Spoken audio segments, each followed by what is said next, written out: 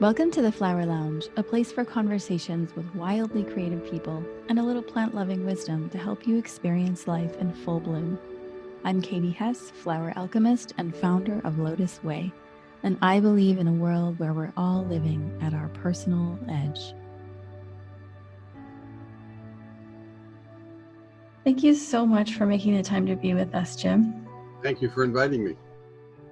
I'm just going to run through a list of things that I've found out about you, and I'm amazed at what a hero you are. So I'm just going to jump in here. James S. Turner, he's a principal in the Swankin and Turner firm. He represents businesses, individuals, and consumer groups in a wide variety of regulatory matters, including food, drug, health, environmental, and product safety matters. He's appeared before every major consumer regulatory agency, including the FDA, Environmental Protection Commission, Department of Agriculture, and National Institute of Health.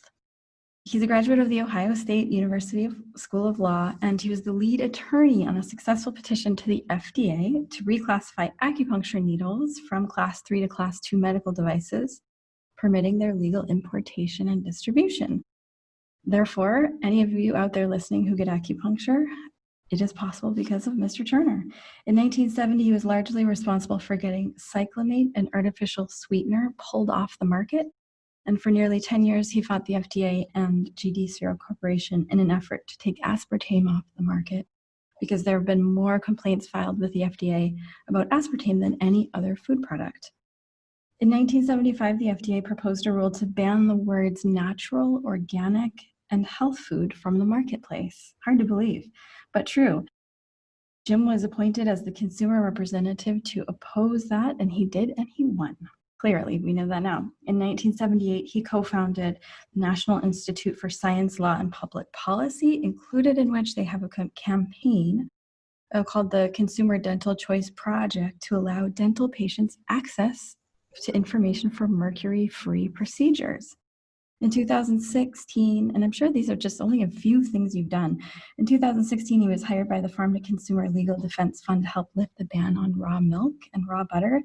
He's the author of bestsellers The Chemical Feast, The Native Report on the Food and Drug Administration, and, if I could not already be in love, a book called Making Your Own Baby Food.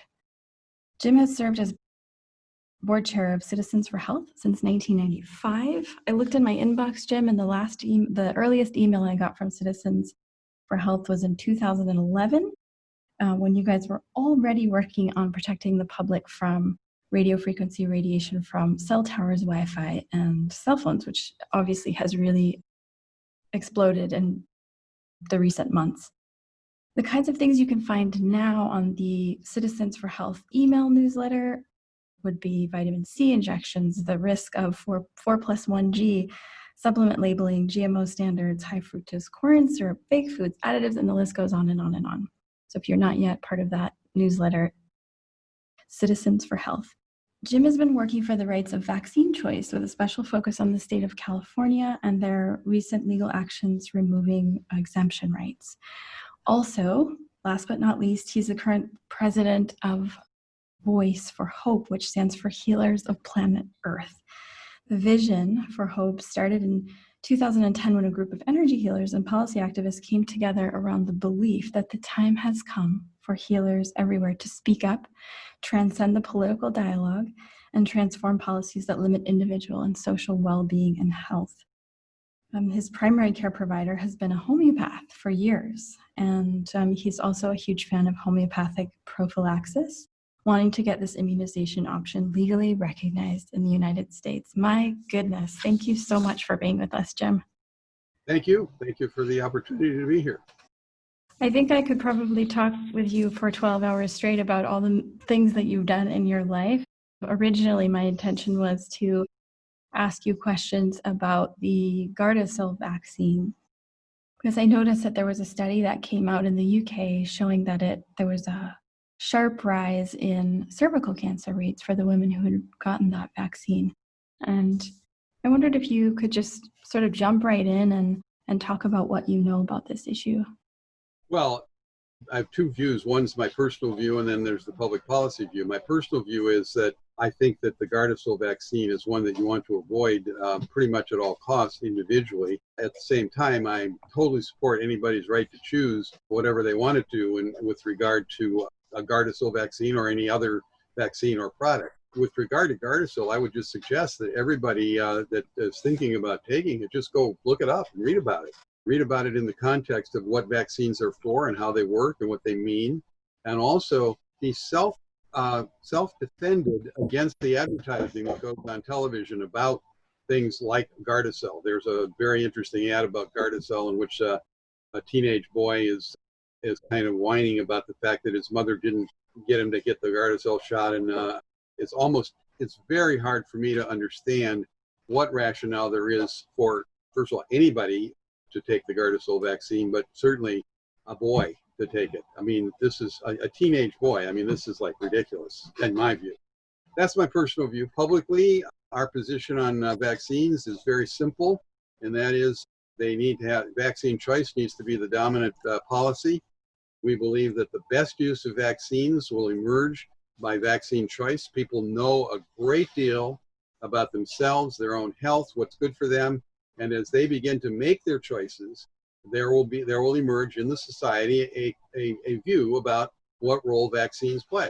From the standpoint of mandatory vaccination, I think mandatory vaccination is an absolute last resort to be utilized after the government has demonstrated that there is a problem, a major problem that needs to be addressed, that a vaccine is the best way to address that problem, that way, or that the vaccine can help, and that it is then, the third thing is, it's the best way. There's no other way that's as good or better.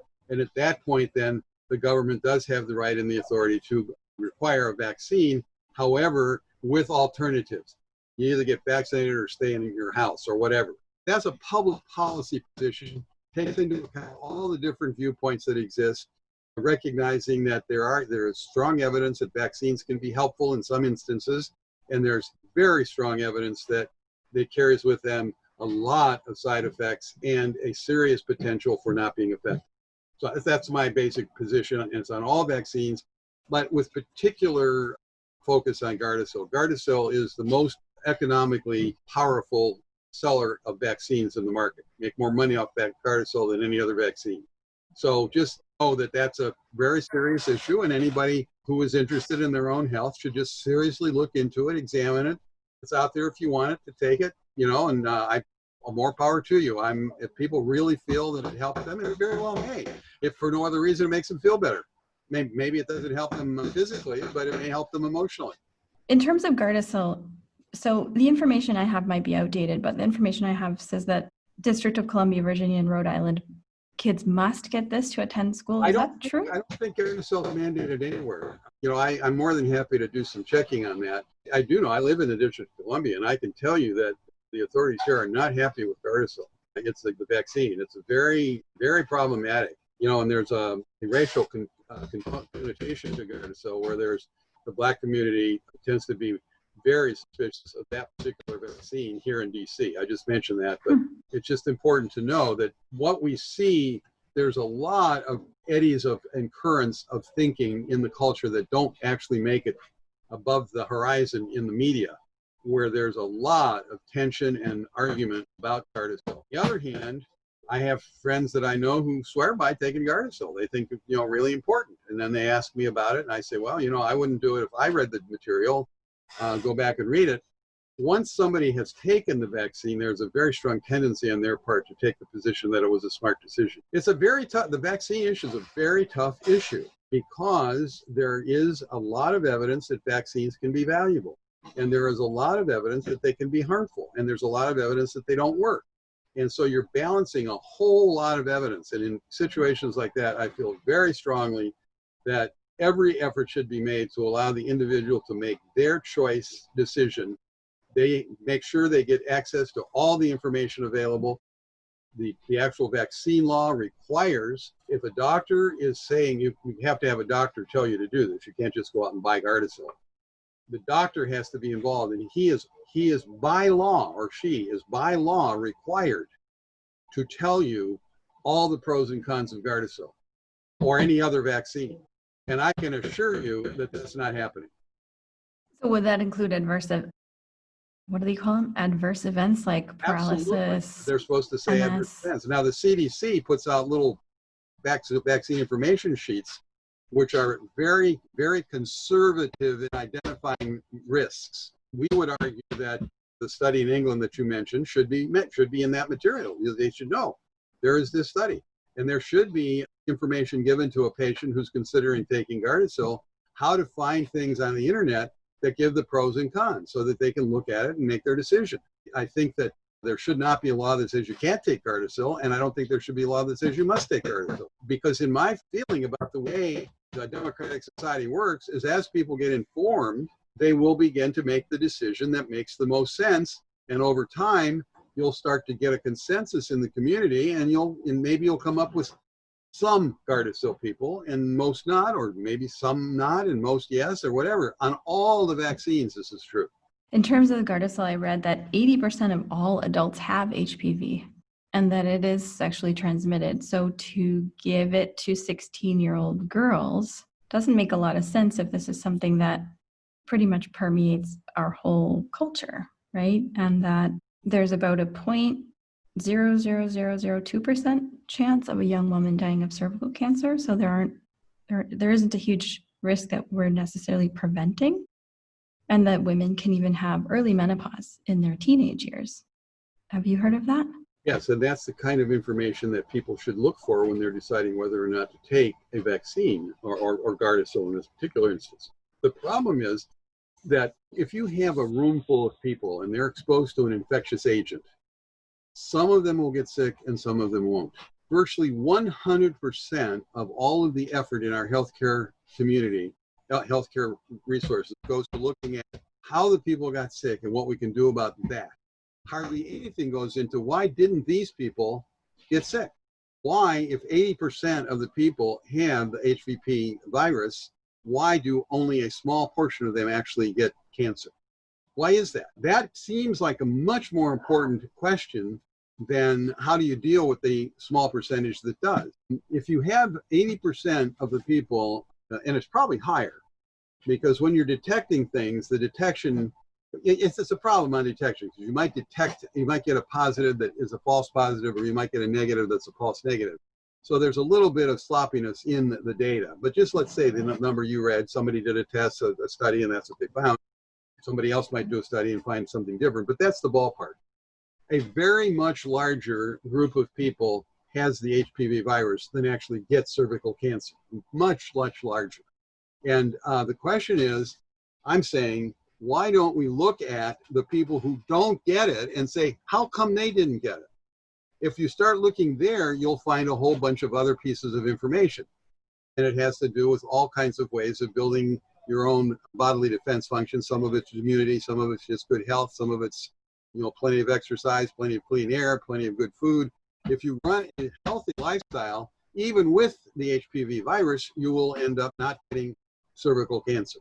And so in general, your stance on any vaccine of any type is just to put the choice in the hand of the consumer. They can do the research. And do you recommend any particular organizations or groups or websites that you would recommend to consumers to research? The Vaccine Information Center has marvelous information on the details of vaccine. They're a very solid information source and also a very feisty consumer advocate. They were very instrumental in getting the Vaccine Act passed in 1988, which set up the vaccine compensation program. It's important to understand that in this country, our government has paid over $3 billion to families who have lost a family member, mostly a child, either but through death or serious disability from a vaccine injury. Wow. And that's a program that the government set up in 1988. The Vaccine Information Center pushed that program through and now wishes it would be repealed, because it also meant that the drug companies could not be sued for having caused these injuries, because the government was going to pay. So it's a no-fault insurance program for the drug industry. And so now the drug industry has no incentive to make really safe vaccines, no economic incentive, because if they make a vaccine and it sells and they make lots of money, that's good. If somebody's harmed, they can't sue them. They have to go to the federal government and persuade the federal government that they should pay them. And about 1 out of 100 people that go and complain get paid, and about 1 out of about 100 that go, of which 1% gets paid, is about 1% of the people who are estimated to actually have side effects to vaccines. 1 out of about 1,000 people that are harmed by vaccines gets compensated. Now, you have to understand, it's not actually taxpayer money, because they put a 75-cent charge on each vaccine that goes into a fund. So you pay for it when you buy the vaccine. So you go pay, you know, $50 or $75 for the vaccine. Either you pay it, or Medicare, or your health insurance, or somebody pays that. Government pays that, and then the company gets that money. 75% of that, 75 cents of that, goes into the fund. Fund now has about $4 billion in it that's unused, and about $3 billion of it has been paid out. A little over three. I think it went over $4 billion just recently. The majority of it already being paid out. And then the thing is that there's a court that handles this. That's a little opaque. It's a little hard to get into, but you go into that court and you have a lawyer paid for by the program, and your lawyer comes in there and puts your argument in, and almost always is rejected. Like I say, like 99% of the cases basically lose, essentially. These numbers vary over years and so forth, but basically, Vaccine Information Center, which was very strongly involved in getting the bill passed, is now very strongly involved saying it's not being administered properly. But that's a very good organization to go to and find out details about what the side effects are on vaccines. What it has a very good table on what all the laws are in each state, so you can go and look.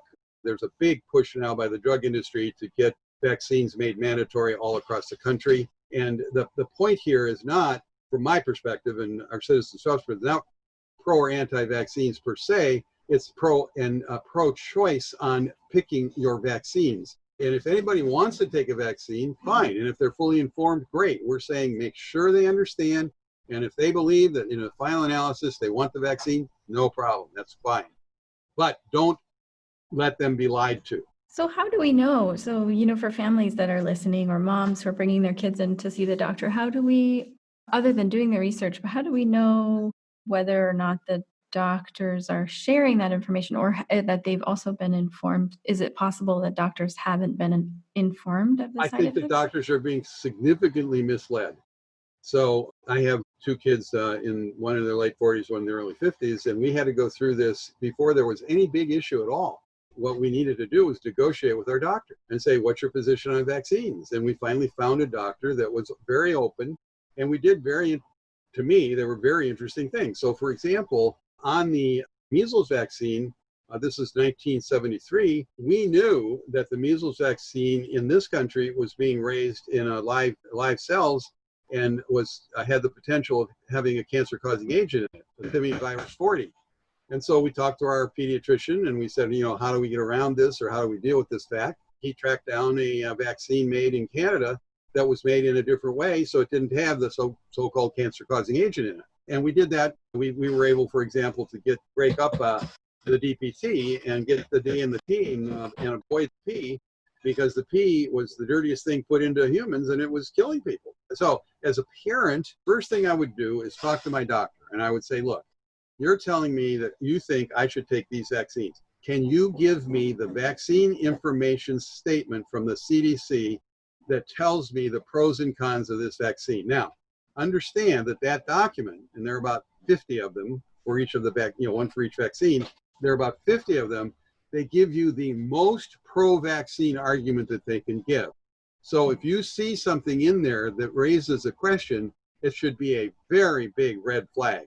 And then you say to the doctor, well, what about this question that's raised here?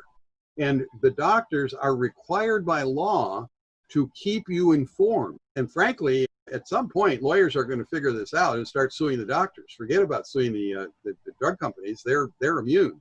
The doctors aren't. If a doctor says to you, take this vaccine without telling you what the potential harm is, and you get harmed, they're liable. And they need to really wake up and start understanding that they're being played by the drug industry in regard to this. The hype about how important vaccines are is hype. There's so many very difficult problems in the vaccine world. So for example, in the measles outbreak in California that led to the final mandatory vaccination law in California, which I think was a mistake. I mean, they misunderstood the law. California had no religious exemption. They only had it since 1961. California had an exemption that anybody could say, I don't want to take the vaccine. And they abolished that, but there was no religious protection. So everybody suddenly had to take it. And there was a huge outcry, which they're still trying to fight with in California. But when the outbreaks occurred in measles, a significant portion, anywhere between 25 and 50% of the people who got measles had been vaccinated. So this raises a very important question. What's going on? Why is it that there are people vaccinated and getting the disease?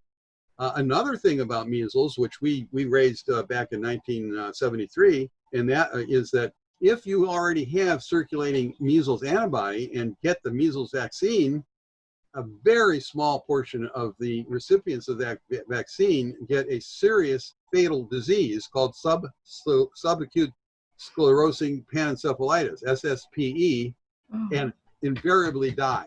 It's a very small number, but it just so happened that in our work, we turned up a couple of these children and they were, 11, 12, and 13, spent 2-3 years dying.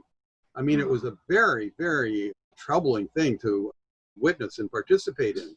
Now, from the standpoint of our culture, 2 or 3 kids dying, they lay against millions of people saved from measles, and that's a cost to be borne. My argument was, okay, if you want to buy that, I'm going to give you that, but why can't you test everybody that's going to get the vaccine and see if they got circulating antibodies, because they're already protected, and that small number that dies can be saved. And they said it was too complicated bureaucratically because you would have to pay everybody to have to go through the line twice. You'd go through and get your blood drawn, it would be checked, and then you'd have to make sure that the blood that was drawn was the right blood for the kid that was going to get the vaccine, and it just made giving the vaccine a much more complicated problem than just getting all the kids lined up and treating them with the vaccine. And the fact that 1 in a million or whatever the number was, very small number, die is just one of those, we had vaccine regulators call that wastage. Wow. An acceptable cost for saving the lives of all the other kids. Which is also questionable. I think it's questionable as a metric and a value. However, when I enter an issue like that, what I look for is, okay, what's the pragmatic solution? Pragmatic in the philosophical sense. What is the thing that can be done that is the best for all the participants? And in that particular instance, the best thing that could have been done was to check every kid beforehand and never give that vaccine to anybody who has circulating measles antibody. Not possible under the system that we use to administer vaccines. And is it possible that parents can get their children tested for that kind of thing? Yes, you could absolutely, and that's a very good thing to do. And when you go to that doctor, you say, doctor, I want you to test for, and you probably can do it for every viral agent. I want to test to find out what circulating antibodies my children have, because if you have the circulating antibody, we think that will be satisfactory for meeting any requirements on vaccination. That's not true everywhere. It's different in every state. Different arguments are made, but it's a good starting point. And ultimately, if you have to really fight for it, you should win that argument. Some places, they'll just say, okay, if you got the circulating antibody to measles, you don't have to have measles. If you've got it to whatever, you don't have to have that vaccine. So it is a very good thing to have, first of all, as I said, find a doctor that you are really comfortable with, that you trust. And then one of the things you can do is ask for serological testing and see what things you already have antibodies to. That doesn't mean that you have to take vaccines for the ones you don't have antibodies to, but you got a stronger argument for the ones that you have antibody to, saying, I don't need to be mandated to take that. To go to school, for example. To go to school. And there's currently a lot of discussion around mandatory vaccines related to the issues that have occurred in the last few months. Is there anything that you can tell us about your, I don't know, like what you see coming down the pike, or just in general from your perspective, what's happening? You mean you're talking about COVID-19? I've been watching it. First it was the COVID virus, then it was COVID-19. Now it's called a pathogen. It's called a unique virus, and I'm very curious as to what it means when a virus is different than what they expected it to be. how different does it need to be before it's something else? I don't know what this is. It's very serious. I don't have any idea what's going on here, and I am very suspicious. There's several things. One, this is not going to stop. This is the fourth time this has happened in the last 10 years. We had Ebola in Texas. We had H1N1. We had SARS-1, and now we've got this. And we're going to have, this is SARS-2. They're calling it SARS-2. There's going to be SARS-3, 4, 5, 6, 7, all the way along. They're not going to stop. And people have been writing about this, talking about this for the last 20 years. I started looking into the vaccine issue in 1970. I was working with Ralph Nader at the time, and we looked at the vaccine regulation, and it was an absolute horror. It was just completely indefensible. And we spent about 5 to 10 years working on it and ultimately reorganized it completely and moved it all from the NIH, where it was a research idea, to make as many vaccines as possible, available as possible, over to the FDA, where there's supposed to be regulatory oversight. What happened is the whole system got moved over there, so the regulatory oversight is minimal. A lot of legislation has been passed, as I mentioned, and they basically made the regulatory oversight minimal, moving back more toward the NIH model. But it was a mess. We had an attorney general's rule opinion saying that they weren't following the law. We had congressional hearings that basically led to the firing of the chief of the agency and so on. All that happened in the 70s, and the culmination of that was the disaster of the swine flu program in 1976, which was a complete fiasco. And we had been saying, my folks that were in the agency at the time, saying, look, there's a problem here, had been saying, what you're doing in the flu vaccine is just going to be trouble. And then sure enough, they got it. And now, right after that, once it was clear that vaccines did not work on the swine flu of 1976, more harm than good, very shortly after that, the argument that AIDS is caused by a virus began to emerge and became the story about AIDS. And there are many scientists that disagree with that. Once again, my point is, I don't know. But there's a serious debate going on, and you would never know that from watching what goes on in the mainstream media or watching what goes on in scientific journals that are considered to be the creme de la creme of the journals. But you go up on the medical journal list at the Institute of Medicine and look in peer-reviewed journals, and you will find many, many critiques of the so-called AIDS hypothesis. That's a very important debate, and it's not, to understand it, you have to realize that the coronavirus is right in this thing that we have. You asked me what is going on here. It's right in line with what was going on starting, in my case, in 1970. I think it actually began in the middle of the Second World War, because we really used vaccines effectively in the Second World War, and then we moved along and we developed them in polio, for example.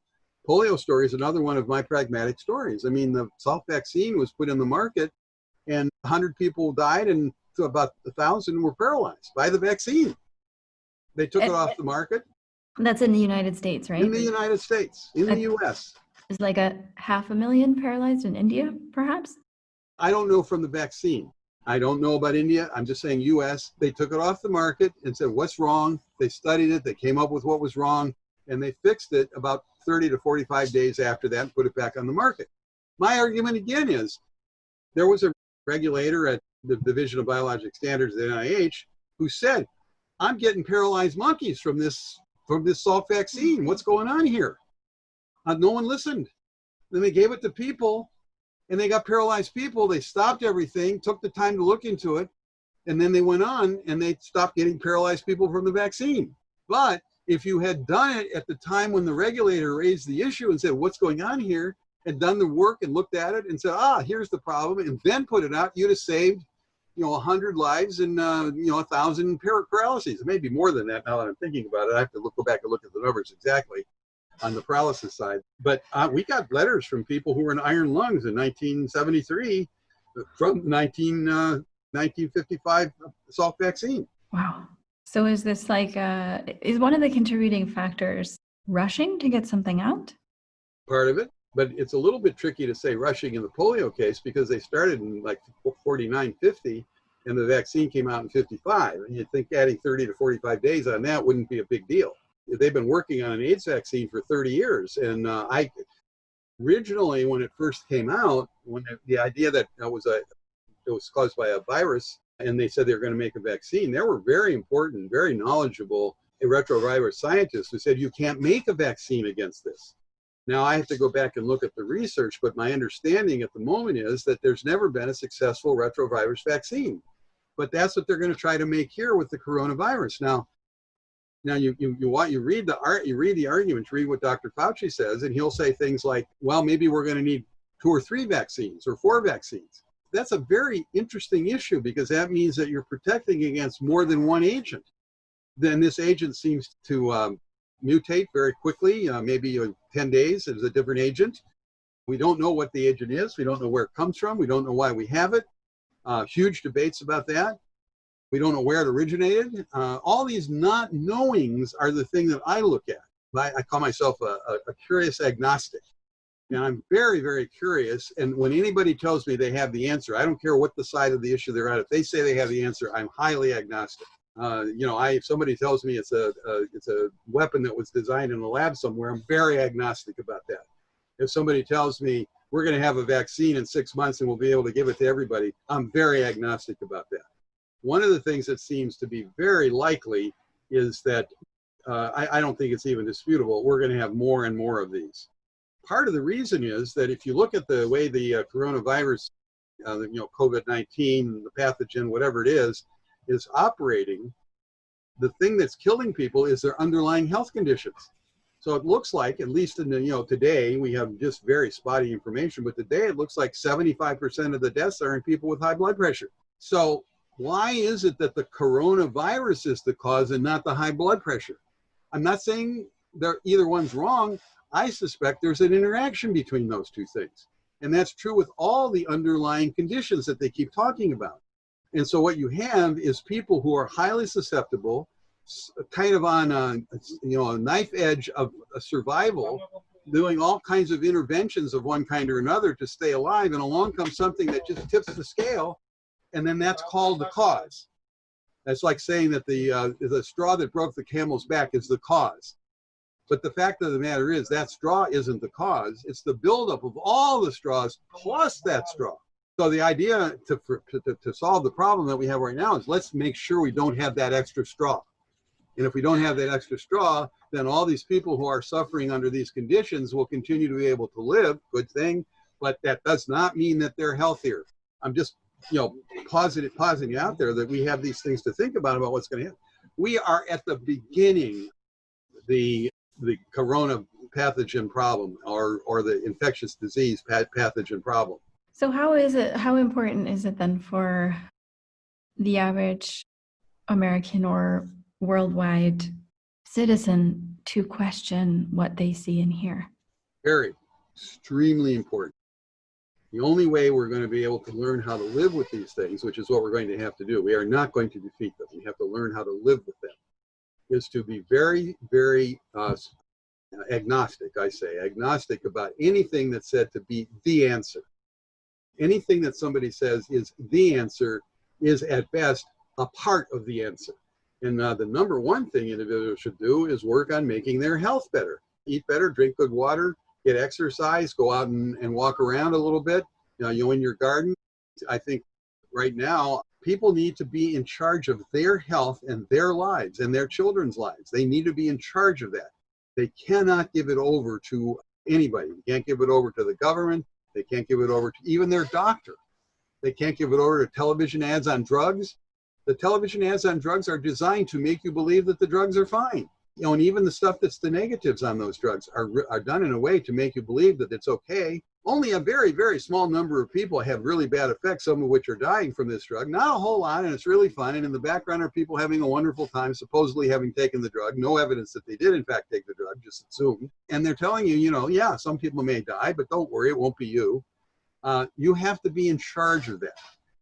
You have to go find out what are the characteristics of the people that have the side effects. If you're going to take a drug, find out who the people are that are having the side effects and see if you match them.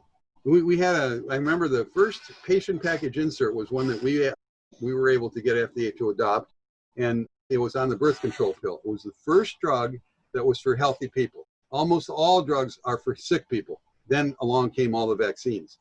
But the first drug that was for healthy people was the birth control pill. And in that patient package insert, it said 2 out of 100 women who take this pill will suffer blood clotting damage requiring hospitalization. 2 out of 100. That's a lot of people.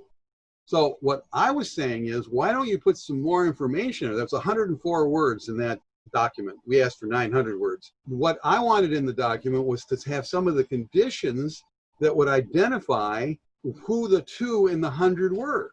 And we figured if you could do that, you might figure out which 25 was most likely to contain the 2. They didn't do that. And, for a long, the pill's gotten better and better in terms of that particular metric over the years. But for a long time, a lot of people, the way people were deciding whether to take the pill was the risk-averse people didn't take it, whether they were vulnerable or not, and the risk-willing did take it, whether they were vulnerable or not. So whether you took the pill or not was not a measure of knowing how dangerous it was to you. It was a measure of how willing you were to take the risk, whatever that risk might be. And that's not the right way to make decisions. So every individual has to be in charge of their own health, their own family, their own life, and even your doctor is an advisor. You do not ever do anything just because your doctor says to do it. He's one source of information, she or he. Maybe you want to give them a high priority and say their information is more important than others. Maybe you want to do that if you have confidence. Maybe your doctor will tell you the right information and you check it out. Oh, I like what that doctor said.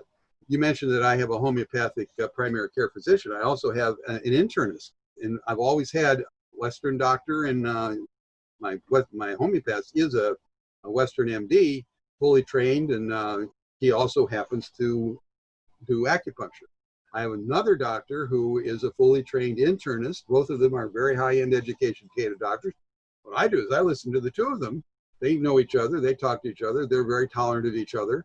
And I listen to what they have to say. I make my decision. I don't have either one of them tell me what to do. I make my decision. And that's what my family does. That's what my kids do.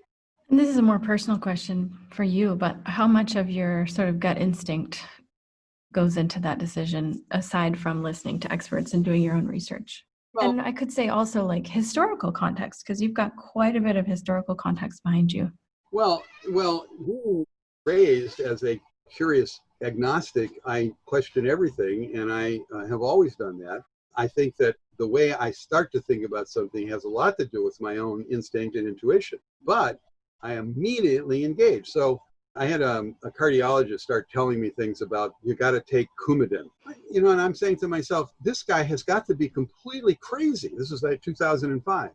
Because I had been involved in the law, and I had seen the Coumadin cases, and I'd seen people dying, in the literature. And I'm saying to myself, what is this guy talking about?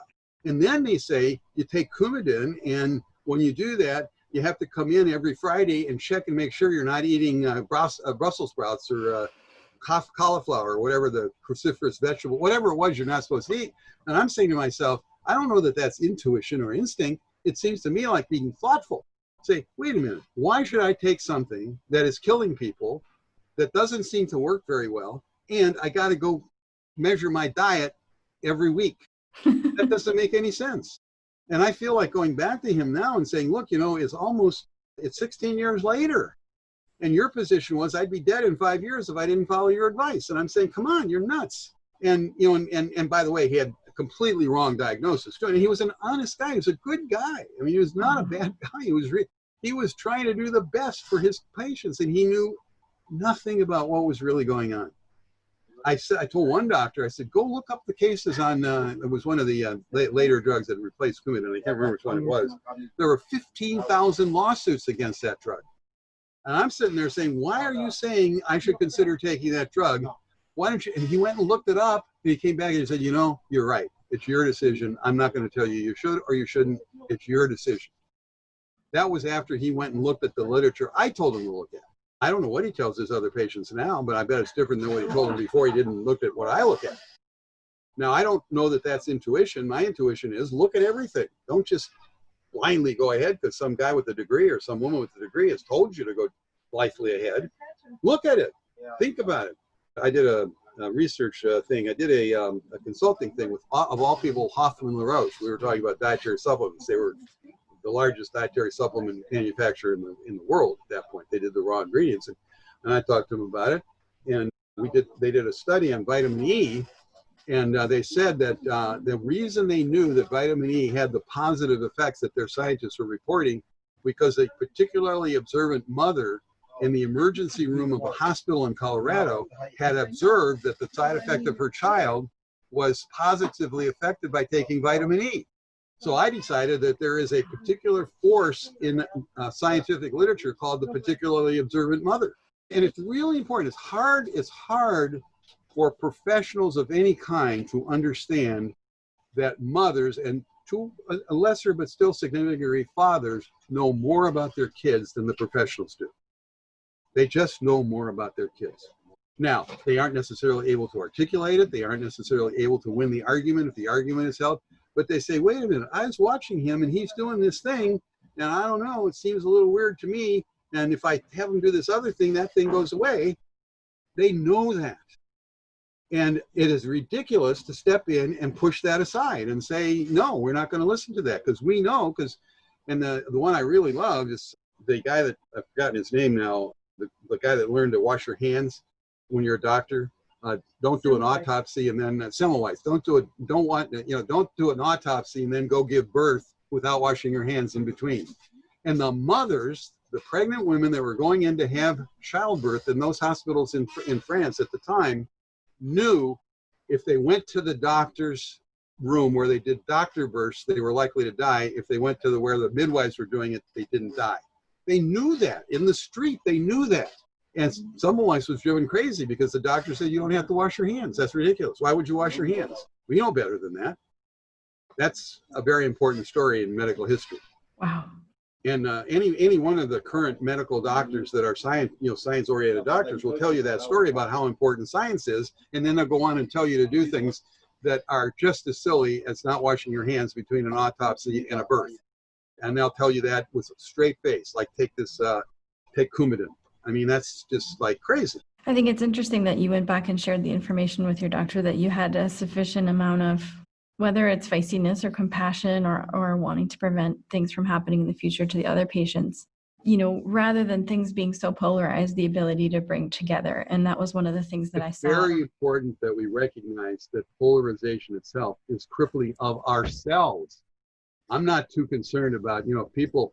I'm more worried about my being polarized, crippling my sense of reality, and it cripples the sense of reality of the other side of the polarization. So one of the things you didn't mention in my introduction is that I'm considered to be a, quote, liberal, and I have a friend who's considered to be, quote, conservative. Neither of those things actually exist, but we have a thing called the Transpartisan Review online. It's a political newsletter. Like, that's not a newsletter, it's a journal. And we talk about how much stuff's going on around the country in which people are working together across what look like partisan lines. 70% of the public who are eligible to be voters under the Constitution do not register as either Democrats or Republicans. There are more registered independents than there are either registered Democrats or Republicans. And if you add up the registered independents and the people who don't bother to register, that group is larger than the Democrats and the Republicans combined. And that group, which is about 70% of the population, is basically excluded from our political process. And that's the paralysis of polarization. We've got basically 30% or less of the public is engaged in the political debate, half on the left, half on the right. Our elections are, 52-48 either direction all the time. Those elections are paralyzing us because those 15% on each side have kicked everybody else out. And what they want to do, and by the way, it's estimated that the next election is going to be a $10 billion election, and that money goes to the media, to the political consultants, to the pollsters, and they don't care who wins because what they're interested in is getting that $10 billion divided roughly 50-50 between the Republicans and the Democrats. That's what we talk about in the Transpartisan Review, and that's polarization that's paralyzing our society on all kinds of issues. I mean, how could you have a political position on whether to wear a mask or not wear a mask? Right now, there's supposedly, according to the media, a huge cultural divide over wearing a mask or not wearing a mask.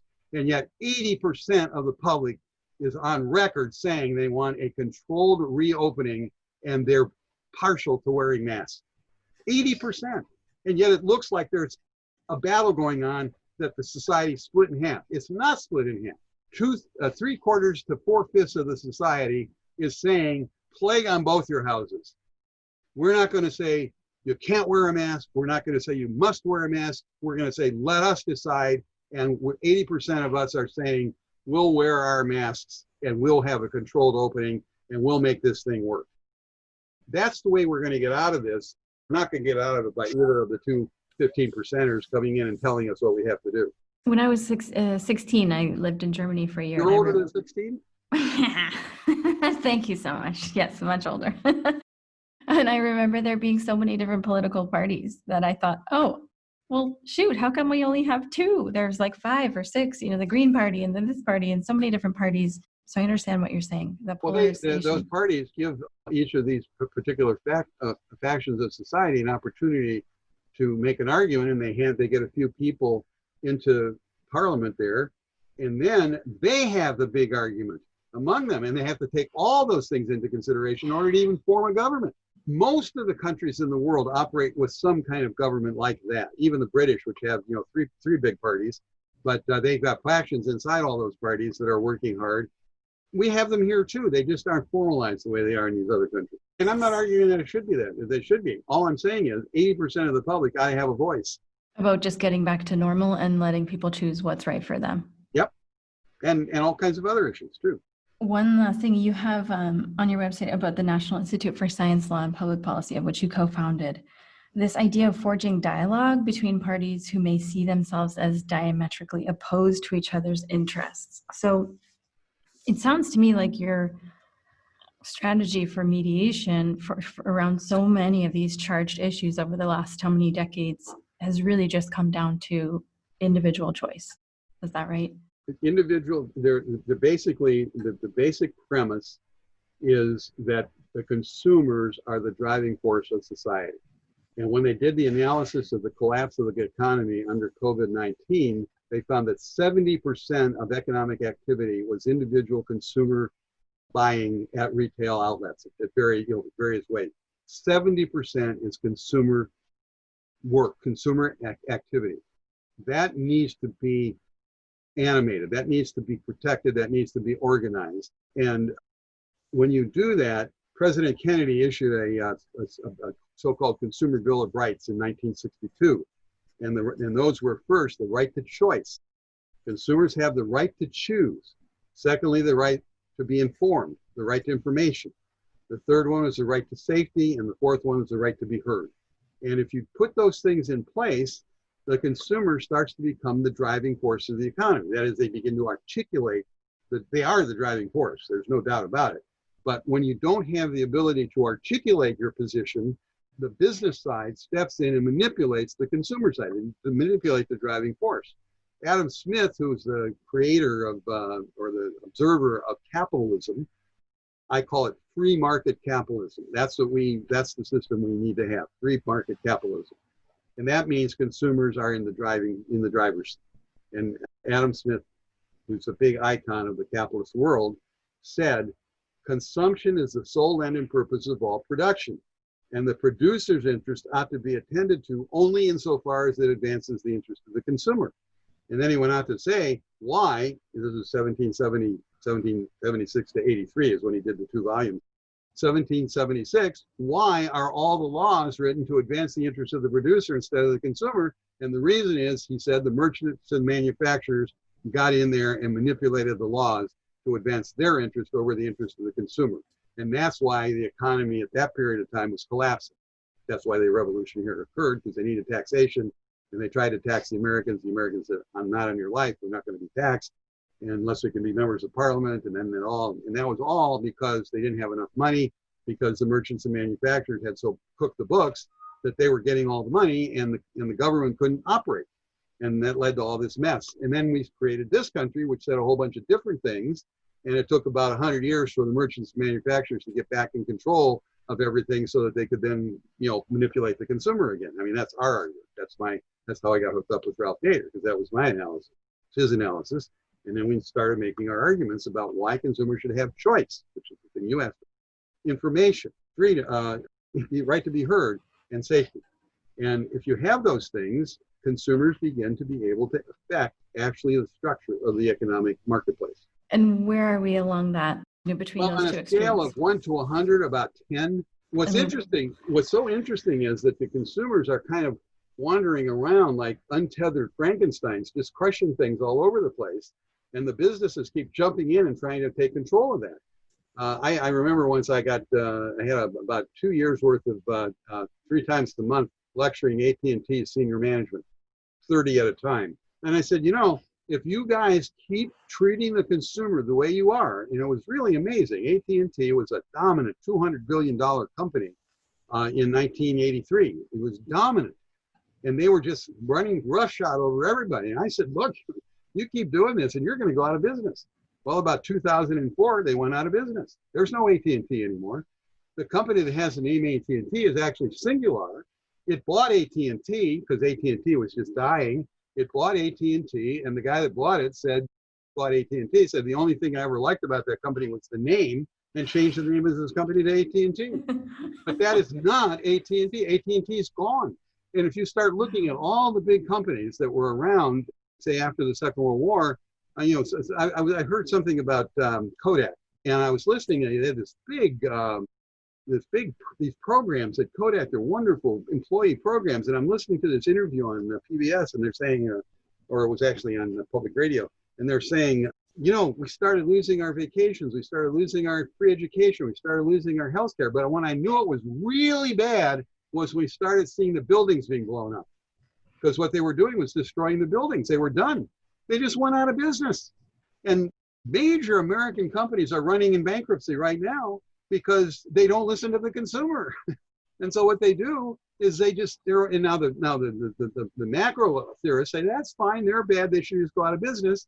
And then along comes Amazon and pushes everybody out of business, and it's going to go out of business. There's a new book out by George Gilder, who's a very, very lionized futurist, whose book is Life After Google. And his argument is Google, Facebook, all of the big information companies are going to go under, just the way AOL did, because they are built on a wrong model. Their model is take free labor, that's all the people that use their stuff, take free labor and turn around and put it into cash in the hands of the owners. That's the old model of the industrial system in the 19th century. He says it's going to collapse and new stuff is going to come along. He's got a newsletter that tells you what the new stuff is. You can invest in that if you want, he says so. But we're in a situation where, and COVID makes that so clear. The medical system is so bad that we ended up with this thing on our hands. And it's worse than anywhere else in the world. The other thing I've noticed is the censorship. When you talk in terms of they're not listening to the consumers, and the consumer's right to speak, the increasing amount of censorship I'm seeing of friends of mine, on this person's feed, this just doesn't even appear, or this is like a snow, or, What do you think about the censorship, and does that play into what you're saying? Well, one of the things I noticed, and it's interesting to me about the censorship, first of all, every one of the big platforms, Amazon, Google, Wikipedia, all of them call anything that's not drug, surgery, or radiation quackery. They just systematically do that. And as nearly as we can tell, looking at, say, Wikipedia, there are paid providers of information to Wikipedia that systematically go through and say acupuncture's quackery or acupuncture's pseudoscience, or they'll do every one of them like that. That's been going on now for a decade at least. The notion now of just getting rid of anything that is different than the mainstream system is more blatant. They're very arrogant. They believe they have all the power, so they can just go ahead and do whatever they want, and they do it. Now, it's tough because these are new technologies that these people don't know much about at all. I mean, the so-called techies. I spend time out in Palo Alto every so often, and I watch, and thousands of people commute from San Francisco to Palo Alto every morning and back every night. And there are all these people working hard on code to create communications. And the guys at the top, who are the guys, the owners and managers who have been on the top of every industrial system that's been organized, are sitting there having these people slave away, turning out this stuff that generates money, and then they take all the money. And there's now labor unrest in Silicon Valley, and the younger people are saying, wait a minute, I came to write code to help people get informed and learn stuff, and you guys are just using that to make money, and you're keeping out stuff that we want people to hear. And they are doing that. Now, are they doing it? I can't even tell why they're doing it, because what I learned or what I observed was that the federal government tried to keep a lot of stuff out of the communications area, but they aren't allowed to because there are free speech rights against the federal government. But these sites are all just like shopping centers or private property. So their position is they can keep out anything they want anytime they want. And they do. And unfortunately, the side that wants to have more openness is saying, keep out the bad stuff. Don't advertise this, don't advertise that. And the side that wants only bad stuff to be advertised is saying, keep out the good stuff. Or, keep out your stuff. And they're sitting there fighting, and probably if you did it in numbers, it's probably 15% on both sides. And the rest of them are sitting around saying, wait a minute, we want to see both of them. What are you talking about? So there's amazing censorship going on, but understand that everybody as an individual has always had the responsibility of finding their own information for themselves, because every system has screened out what the individual is allowed to hear. That's what they do. People with power don't want information flowing freely. It's scary. Sometimes it's information flows freely and creates all kinds of havoc. They use that. We'd have more choice. Yeah. Right. Okay, last topic. Can you talk a little bit about homeopathic prophylaxis and why you were passionate about that and how that's different from the other types of vaccines? Well, again, it starts from the standpoint of options, choice. It starts from the standpoint of saying, why do we have a very narrow chemical analysis for, let's say, stopping pandemics? Why? There are a number of situations, Nigeria, Cuba, and a few others in the world, where using homeopathic science, and it's a very developed science, has been effective in stopping epidemics. Very effective, all the way back to the 1830s. It's a different way of thinking, and what they do, homeopathy looks at the individual and says, what about this individual is unique that if it's strengthened will allow them to withstand all of the difficulties of living in the modern world? That's what homeopathy does. And then the practitioner, who can be MDs or nurses or lay homeopaths that are certified, any of those folks, they work with the individual and they say, okay, you get this, you get that. There's a big book, the Homeopathic Pharmacopoeia of the US, which is recognized in the Food and Drug Law as one of the 3 ways that we know that something is an effective and safe drug, is anything in that book by law. And the founder of homeopathy, Hahnemann, Samuel Hahnemann, is the only MD to have a monument in Washington. He's got a monument at 16th and Massachusetts Avenue. It was dedicated by President McKinley in 1900 with about 100 of America's leading citizens, because at that time, homeopathy was a very, very important force. Very shortly after that, when the drug industry was looking for things to make out of the oil, and the oil industry was, they came up with pharmaceuticals, pesticides, fuel, all of things that are used to put fossil fuel carbon into the system and take money out of the system. They gradually marginalized homeopathy because it's very cheap. It's very inexpensive. So all the way from its beginnings back in 1797, it has been effective in helping to stop pandemics, because the way they look at pandemics or epidemics, the way they look at them is they study pandemic or epidemic and they look at what the agent is or what the dynamic is, and they call it, it's the core force that makes this thing happen, and they create a, quote, remedy to that. And then they give it to the whole community. The whole community then builds some kind of resistance, and then the thing goes away. And it takes them about a week to 10 days to figure out what to do, and then that's what they do. And they've done it in Cuba, they've done it in India, they've done it in Nigeria. We're looking now, they're doing it on COVID right now, it's being done. And in the 1918 flu epidemic, it looks like, the evidence looks like the people who went to homeopathic doctors, almost all thrived. Virtually all the deaths, millions of deaths, were people being treated in the allopathic world. And primarily, many of them were treated with aspirin, because aspirin was just becoming known then, and it was given in large doses, 5 times what we would consider a safe dose right now. And these people who were getting the aspirin, one of the things that the idea was that flu causes a high temperature. Aspirin lowers temperature. So they lowered temperature. But it's also true that the body, when it's healing itself, raises its temperature. That's one of the ways, wipes out a virus. It raises its temperature. So here these people were having a fever, having their temperature raised, and they were pushing against the virus, and they came in and gave them aspirin to cut down the temperature, and then the virus was made more viable. Now, the issue again is those are competing analyses of the science. My argument is you don't try to lower the fever by external intervention until it gets to be over 100, and then you jump right in with aspirin, antibiotics, whatever, and lower it. But let that first 3 or 4 degrees be there to work its healing portion. And now that's all got to be done with a doctor or trained professional who tells you, let's watch it, and oh, we better do it now. Now, there's a whole argument that says, yeah, but you're going to let it get out of control and all that. But each of these are individual cases. And when you're doing it for a pandemic, the community needs to be involved. If somebody can take both homeopathic and a vaccine if they want. Nothing says you can't. People might not do that, but they might. There's no rule against that. But once again, pragmatic says, why would you say this one should be banned and this one should be required? It's just completely crazy to have force coming in by the state saying you are not allowed to do this and you must do that, and leave the individual unable to participate in their own decision. So, are you saying that the homeopaths are developing remedies right now? They're all over the place. And you won't find them on the internet.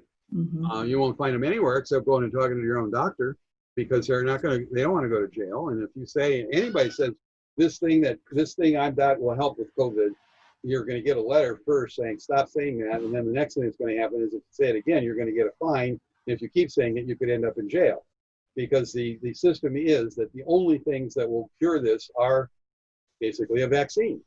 Absent a vaccine, then you can have some drugs that the establishment is approving, and they keep running around and say, oh, we've got another drug, we've done a trial, it looks like it's going to work, or we got another vaccine that's coming. One of the things that's very dangerous here is that every time somebody makes an announcement like that, the company that makes that announcement stock goes up, and the stock market players jump in, they watch for that, they buy immediately, goes up, and then they sell, and they've made a bunch of money, and nothing's happened in terms of health. And that's been going on, for the last 40, 50 years. So in the realm of choice for consumers, they are able to go see a homeopathic doctor and discover a whole world of remedies there that can work, and also much less danger to having these adverse effects, correct? Well, remember that the homeopathic intervention is helping the body strengthen itself. It's not a third-party intervention that cures anything. Homeopathic products do not cure, treat, mitigate, prevent, or diagnose disease. They don't even treat diseases as the important issue. The important issue is the strength of the body to absorb the external intrusion. And that's what the homeopathic intervention does. And it's done individual by individual. So when you're strengthening your system, you can accept assaults more easily. And there's a huge debate about how many people are actually dying from coronavirus. It looks like it's a widely spread. It looks like huge swaths of the population have corona, whatever it is, COVID-19. And then a bunch of them get sick and a bunch of them die. And there seems to be a relatively high percentage of people who get sick die. Now, there's a lot of issue there because, for example, originally, a lot of thought was that it was a pneumonia type problem. But it turns out that the heart was pumping fine, the lungs were pumping fine, but they weren't getting oxygen. Why is that? It wasn't the normal situation. So people got ventilators, and now there's a big argument about whether ventilators are the proper intervention. The most important thing you can say about COVID-19 is we don't know very much about it at all.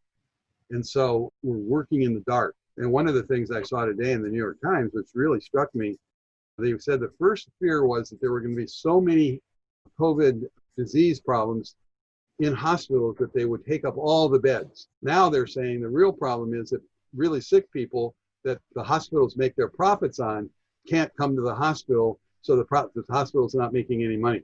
These are very uniquely designed systems. All of our systems are very uniquely designed, interconnected systems, which when they start go haywire, all go haywire. And right now, the reason that homeopathic intervention might work is because it strengthens the ability of people to handle situations, whatever they are. And that is not to say it is not to say that they shouldn't do other things too. That again is a choice thing for the individual with their doctor and their healthcare professional. But anyway. But you can't go wrong for building up the body strength. It will not hurt you. Whether it's exercise or eating right or getting fresh air, drinking enough water, taking enough vitamin C. I think vitamin C is turning out to be very important in this whole situation. Wow. Thank you so much for your time. Places where people can reach you or see more of your influence in the world would be, of course, your firm is swankin-turner.com, and then also citizens.org for Citizens of Health. Is there anywhere else that you would recommend? I take a look at the Transpartisan Review for the political stuff. I think it's useful, and it lays out some of the political arguments about how we get this 80% of folks who are now sitting on the sidelines or being marginalized to get back into the game.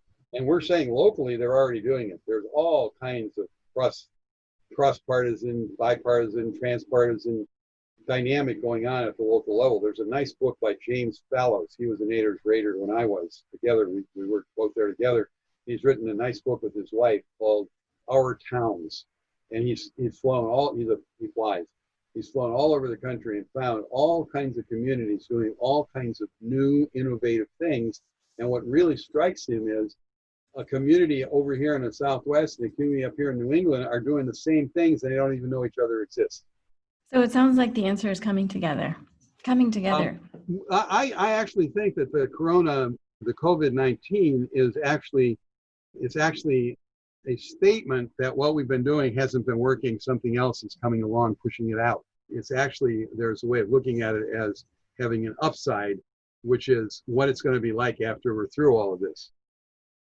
Now, we're never going to be done with these viral diseases. Never going to go away. They've always been here. They'll always be here. The issue is, how do we as human beings learn to live in a world that has those things around? And we learn to do that by, better food, plenty of water, plenty of vitamins, plenty of immune building, and so forth. And when we learn that, then we will be able to withstand these kinds of things much more effectively. Amen. Thank you so much for your time, Jim. Thank you very much. I appreciate it. Any other last words of wisdom that just come to your heart on any topic at all? People have it within them to manage their lives in a way that's positive and constructive and can make a good, solid set of decisions for their well-being, for their life, liberty, and happiness. And they should draw on that as their main tool for navigating the situation that we're in, or any situation. And that's, a basic premise that we work on in all those different groups. NESLAP, I call it NESLAP, and Citizens for Health, Transpartisan Review, Voice for Hope. And these are all people who are working in these ways. And they all want to get out of this clashing battle and start talking about how we can do good stuff. And I think that's important. Thank you so much. And then always remember the particularly observant mother as for fount of very positive and important information. Thank you so much, Jim. Thank you. Thank you for the opportunity. Thank you so much for listening to the Flower Lounge. I'm Katie Hess, and we'll be releasing a new podcast every Wednesday. If you like what you heard, or you know someone who might be touched by our conversation, share it with them. And don't forget to subscribe. To find out what your favorite flowers mean about you, take the quiz at LOTUSWEI.com.